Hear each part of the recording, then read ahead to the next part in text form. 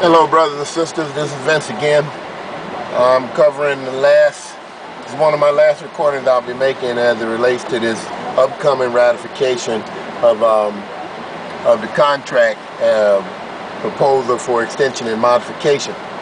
As I've outlined to you before, I think that we still got more time on the clock. I don't think that this is our best choice. You know, they keep saying the best and final offer, but let me tell you, the latest news I've heard is that management is opting to defer on recouping the $42 million until starting January 1st, 2010. I guess that's as a result of all the discussion about whether or not folks gonna get royalty or not. You know, it's funny when you look at this contract, there's only a few areas that it covers. It talks about wages, it talks about the creation of the CR5 rescue fund, and it talks about royalty elimination. Really, that is the main areas of coverage. Now, there's some subsets in it. You've got a blurb on technology, a blurb on jurisdiction, a blurb on ports of discovery, which is another subset of jurisdiction as it relates to the containerization and the like. And then the catch-all about anything that's not covered will falls up under the original agreement. And then I guess you could say that last but not least, they talk about and I just had a brain fart because I forgot what I was going to say when I started talking about jurisdiction, because I say to you that my whole point was that there's just not enough areas covered here. This agreement, in the three main areas that it covers, the royalty. Now, royalty doesn't apply to everybody. Everybody's not going to end up getting royalty. What happens now in this agreement, the local trustees will determine how that royalty will be distributed. Whether or not you'll have a cap will be up to the local trustees if they're going to give everybody the same amount or set it up maybe like the vacation and holiday, where depending on how many weeks you have been qualifying and eligible for will be how many weeks or what the percentage will be that you'll be eligible for as it relates to your total pot of royalty that's coming in the port.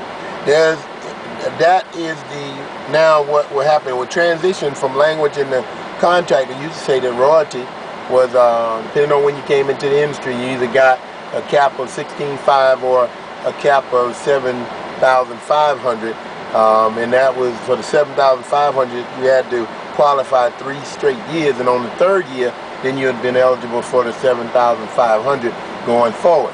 So now all of that language will be subject to the trustees if this was passed. Now, but at what cost? It costs you $42 million on the front end to give the management to initiate this deal. And when you look at the math, the only raise that's really in here is the 2011 dollar raise, which is going to the higher tiers. I say to you, as I've said before, that I think we can do better. There are a lot of areas that need to be covered with some strong language. Jurisdiction needs to be tightened up, because as you know, we've got a lot of non-union encroachment all over us, and this is not the window for us to be ignoring jurisdiction. The pension definitely has to be shored up with all of the market negatives that are going on right now that's got the stock market in turmoil. So any fund that's got money, which is all the funds, won't be performing. So the only way you're going to get to keep that your pension fund strong and shored up is to inject some capital in it, which means that you got to get money from this contract into the local funds, the pension funds, or they just will not survive these 3 years.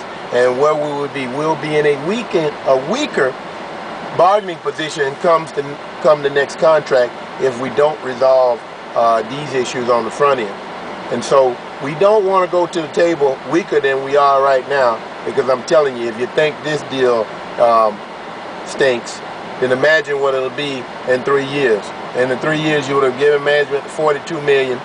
You'll come back to the table with needing money for your pension, and also haven't yet even initiated the wage bridge. So what do? You're going to trade off some wage bridge language for some for money and pension, then don't let us get set up for this. As far as the new man's concerned, the $4 that they're willing to give you, they want to lock you into a position with those $4 where you'll never see another raise ever.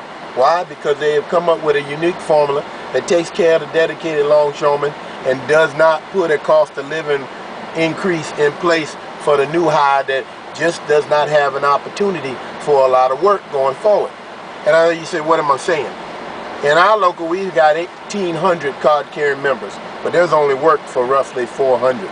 So that's a lot of people that won't be able to qualify because it just ain't work available for them. If they can't get 700 hours, then they won't get consideration for years of service, which is what sets the stage for counting years of service.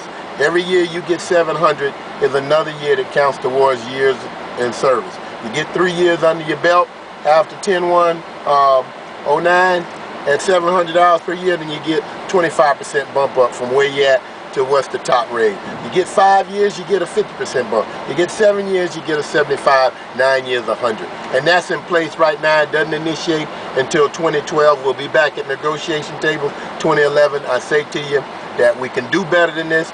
We still got time on this 2004 contract clock. Let's make it happen while we still have the opportunity. Let's set a good path for us all. We will prosper. The Panama Canal is subject to open in 2014. That's going to bring a flood of additional work into the port. Let's not rush this. The International has rushed too many deals in the past. They're kind of stubborn when it comes to that, and it works to their detriment. Let's not let this be one of those times. Let's take a deep breath, regroup, and play this thing out in a little bit more of a rational, sounder, more, chess-like manner instead of being, being so bullheaded.